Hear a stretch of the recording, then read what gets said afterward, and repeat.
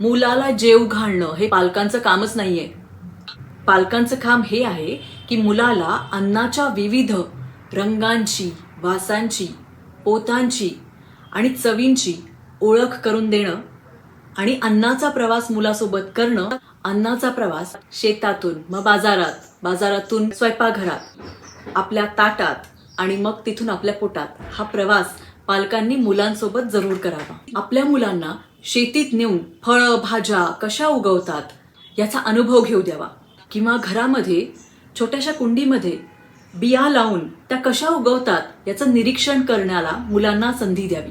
मुलांना आठवडी शेतकरी बाजारामध्ये जरूर घेऊन जावं, जिकडे भाज्यांचं वैविध्य, फळचा अनुभव घेऊ द्यावा, की स्वतःहून भाजी किंवा एखादं फळ निवडू शकतात. मुलांच्या निवडीचा आदर राखत ती भाजी किंवा फळ घरी घेऊन यावं. मुलांचा स्वयंपाकात सुरक्षित सहभाग जरूर घ्यावा. उदाहरणार्थ भाजी धुणे, मटार सोलणे, कणिक मळणे, कणकीचे वेगवेगळे आकार करणं किंवा छोटीशी पोळी लाटणं, ह्याच्यामध्ये मुलांना खूप आनंद मिळतो. ती स्वतः लाटलेली पोळी किंवा भाकरी खाणं हे मुलांसाठी खूप महत्वाचा अनुभव असतो. ह्या प्रवासात मुलांना तुमच्या बरोबर सहभागी करून घेतलं तर योग्य आणि पौष्टिक असे अन्नपदार्थ मुलं स्वतःहून स्वतःसाठी निवडतील आणि ते खायला त्यांना खूप मजा येईल.